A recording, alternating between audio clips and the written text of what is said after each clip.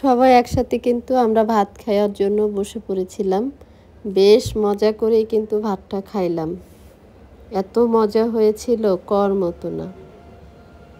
ছোট মাছ কিন্তু আসলেই রেসিপিতে থাকলে অনেক ভালো লাগে।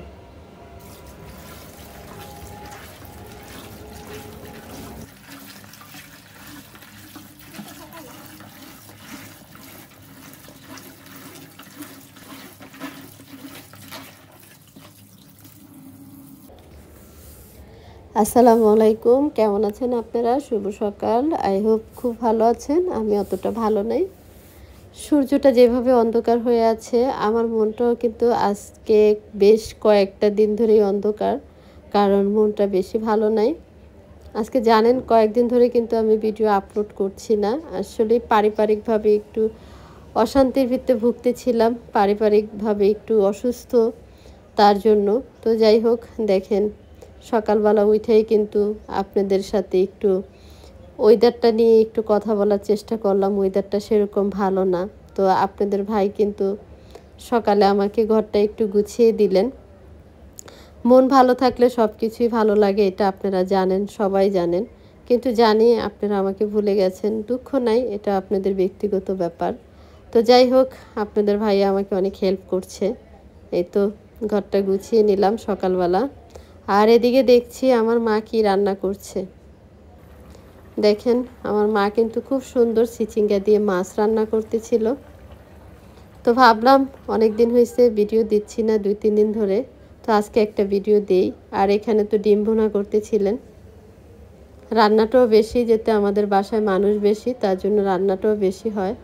আর আমি অসুস্থ হওয়ার পরের থেকে কিন্তু আমার মাই রান্না করেন। কি করব বলেন, আমার মার কিন্তু শরীরটা ভালোই নাই। আর এদিক দিয়ে তো আপনাদের ভাইয়া বলছে যে আমাকে একটু চা দাও, আমি চা খাবো। তো রান্না অফ করে এক চুলার রান্না অফ করে রেখে কিন্তু আপনাদের ভাইয়াকে একটু চা দিচ্ছিলাম।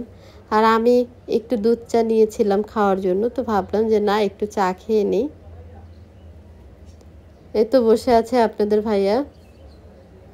চা খাওয়ার নেশা একটু একটু আছে আমার, কারণ আমি একটু চা খেতে পছন্দ করি। আর এই তো দেখেন, যখনই দেখলাম একটু ওয়েদারটা ভালো, তো ভাবলাম যে না, এই তো কম্বলগুলা একটু রোদে দিয়ে নিই। তো এইগুলা কিন্তু একটু শুকিয়ে নিয়েছিলাম। দেখেন শুকানো হয়েছে। তো ভাবলাম যে না, এগুলো একটু ভাঁজ করে রাখি। তো ছোটো বোন ভাঁজ করে দিয়েছে, কারণ যেতে আমি একটু শারীরিকভাবে অসুস্থ, তো ভাঁজ করতে পারবো না, এটা তো আপনারা জানেন। আর এখানে জায়নামাজগুলো রেখে দিয়েছি, ওষুধের ফাইলগুলোও এখানে রেখে দিলাম।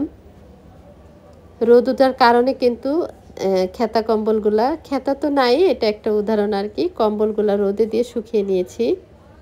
আমি কিন্তু আমাদের বাসায় 3টা ওয়ারড্রোব, 3টা ওয়ারড্রোবেই কিন্তু আমি এখানে সব কিছু শীতের যা আছে সব এখানে রাখি। আর এই তো মার তো রান্না শেষই হচ্ছে না, ওখানে মাছ রান্না করলো, ডিম রান্না করলো, আবার কি করছে, ওইগুলো রেডি ছিল, এই জন্য রান্না বসিয়ে দিয়েছে। আর আমি তো ঘরের অনেক কাজ দেখিয়ে আসলাম আপনাদের সাথে। আর এখানে নিয়েছে দেখেন জাটকা মাছ, এই মাছটা কিন্তু মা পছন্দ করে, এই মাছটা আমার মা খাবে। আর লাল শাক ভাজি করবে, আর মুরগি রান্না করবে। এই তো বলতেছে যে দুপুরে একবারে রান্না করে ফেলি, তাহলে আর রাতে রান্না করা লাগবে না, গরম করে আমরা সবাই খেয়ে নেব, এটা বলতেছিল। আর আমার মার খাবার হয়েছে লাল শাক, আর হয়েছে যে জাটকা মাছ, আর অন্য কোনো মাছ এখন নাই, খাবেও না। আর এদিক দিয়ে তো ছোটো বোন এই তো ছোট ছোট বোতল যেগুলা দেখতেছেন সবগুলা ধুয়ে নিচ্ছে। আর এই তো বোনের বাসার দুধ চলে আসছে, এগুলা ছোট বোতলে ভরে নিবে, আমার বড় বোনের বাসায় পাঠাবে। এতে ছোটো বোন কিন্তু অনেক কাজ করে, মাশাল্লাহ, অনেক হেল্প করছে, কারণ এখন অসুস্থ তো আমি, এই জন্য আমাকে অনেকটা হেল্প করছে। আর অসুস্থ না থাকলে ওনাকে ডাইকাও পাওয়া যায় না। তো বলে যে এখন একটু আরাম করি, বিয়ে হয়ে গেলে তো তখন জামাই বাড়ি যে অনেক কাজ করতে হবে, এটা বলে, এটা তো সত্য। কারণ পরের বাড়ি চলে গেলে তো এটা সংসার তো হয়ে যায়, কাজ করলে মানে কি বলবো, কাজ করলে ভালো থাকা যায়, আর কাজ না করলে তো শ্বশুর শাশুড়ির মনও পাওয়া যাবে না, তখন বলবো যে জমিদারের মেয়ে আসছে, কাজ করে না, এটা সেটা অনেক কিছু বলবে। তো যাই হোক, সবার কপাল তো আর এক না। এই তো গায়ের দুধটা কিন্তু ভরা হয়ে গেছে, এখানে কিন্তু 5 লিটার দুধ ছিলেন। আর এই তো আসছে এখন ফ্রিজে রাখবে। তা আমি বললাম একটু জায়গা করে নাও, একটু জায়গা করে ওখানে রাখো। তো এই তো দুধগুলা ফ্রিজিং করে রাখছে, যখনই এই বাসার থেকে কেউ যাবে বোনের বাসায় তখনই পাঠায় দিবে। বোনের ছোট মেয়ে আর ছোট ছেলে খায়। ও বলতেছে আইস জমে গেছে। আর আরেকটা কথা বলি, দেখেন এই যে আর্টিফিশিয়াল ফুল, এগুলো আপনারা কিভাবে পরিষ্কার করবেন আমি আমার মতো করে চেষ্টা করি। এই টিপসটা আপনাদের সাথে একটু শেয়ার করলাম। দেখেন অনেক ধুলা ময়লা জমে আছে, প্রায় 2-2.5 মাস হয়ে গেছে ফুলটা কিনেছিলাম আর মোছা হয়নি। একটা টিস্যু হালকা করে ভিজিয়ে নেবেন, শুকনা টিস্যু দিয়ে কিন্তু উঠবে না। যখন আপনি একটু হালকা ভিজিয়ে নেবেন আর এইটা না ধরে ধরে এভাবে মুছে নেবেন। আমার এক হাতে ক্যামেরা আর এক হাত দিয়ে কিন্তু আমি মুছে নিচ্ছিলাম, তো এরকম সুন্দর হচ্ছে না, কিন্তু যখন আমি 2 হাত দিয়ে মুছে নিয়েছি তখন কিন্তু অনেক সুন্দর চকচক করতেছিল। দেখেন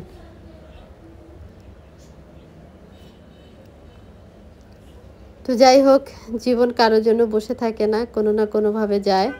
আর এই তো বিকেলবেলা মা আবার চলে আসছে। দেখেন ছোটোখাটো বাজার নিয়ে আসছে, পান সুপারি আনতে গিয়েছিল, তখন যাই কি করছে মুরগি নিয়ে আসলো। আর কি কি আনছে দেখেন, লইট্টা শুটকি।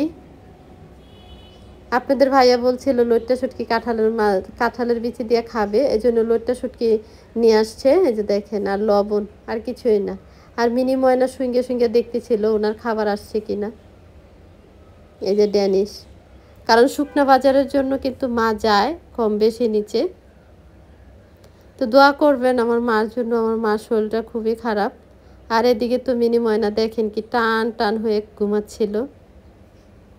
দেখেন, আর ঘুম দেখলে কিন্তু এমনি তো মানুষের হাসি আসে, ঘুমাইতে ঘুমাইতে খাটের থেকে কিন্তু পড়ে যায়।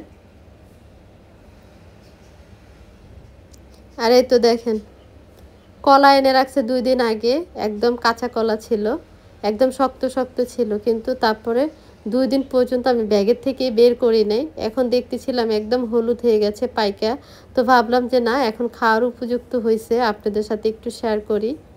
দেখেন এখন কিন্তু খাওয়া যাবে। আমার কাছে কিন্তু এই কলাগুলো অনেক ভালো লাগে, আপনাদের ভাইয়া মাঝে মধ্যেই আনে। তো ভালো থাকবেন, সুস্থ থাকবেন, আল্লাহ হাফেজ। যে যেখান থেকে ভিডিও